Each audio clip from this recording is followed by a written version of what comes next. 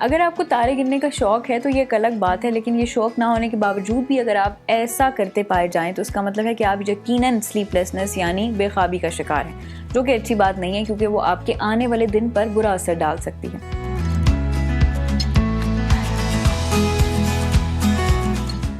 بہت سے لوگوں کو سلیپ لیسنس کی شکایت مہینے میں 1-2 دفعہ یا ویک میں 1 دفعہ ہوتی ہے، جو کہ نیچرل سی بات ہے، لیکن اگر یہ مسلسل ہو رہی ہے تو یہ آپ کی صحت کے لیے نقصان دہ ہو سکتی ہے۔ الرجل میگزین میں شائع ہونے والی رپورٹ میں نہ صرف نیند نہ آنے کی وجوہات کے بارے میں بات کی گئی ہے، بلکہ اس سے چھٹکارا حاصل کرنے کے لیے کچھ طریقے بھی بتائے گئے ہیں۔ بہت سی تحقیقات میں یہ بات سامنے آئی ہے کہ مناسب نیند نہ لینے کی وجہ سے لوگوں کو ٹریفک حادثات، پروفیشنل مسٹیکس اور ڈپریشن جیسے مسائل کا سامنا کرنا پڑتا ہے۔ ایک بھرپور دن گزارنے کے بعد نیند کا آنا ایک نیچرل عمل ہے، تاہم کچھ عادتیں ایسی ہیں جو اس عمل میں رکاوٹ کا باعث بھی بن سکتی ہیں اور بندہ وقت پر اس سے محروم ہو جاتا ہے۔ آج کل لوگ سونے سے قبل زیادہ دیر تک ٹی وی دیکھتے ہیں اور پھر الیکٹرانک ڈیوائسز کا بھی استعمال بہت زیادہ بڑھ گیا ہے، جو کہ ایک منفی عادت ہے اور یہ نیند سے دوری کا باعث بن سکتا ہے،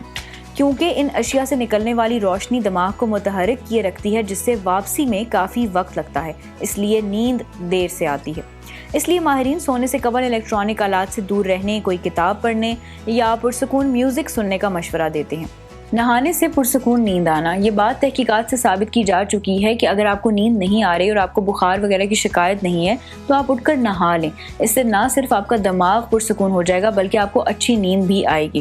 گرمیوں میں یہ کرنا آسان ہوتا ہے، جبکہ اکثر لوگ سردیوں میں رات کے وقت نہانے سے کتراتے ہیں۔ اس حوالے سے مزید جاننے کے لیے دیکھتے رہیے urdunews.com۔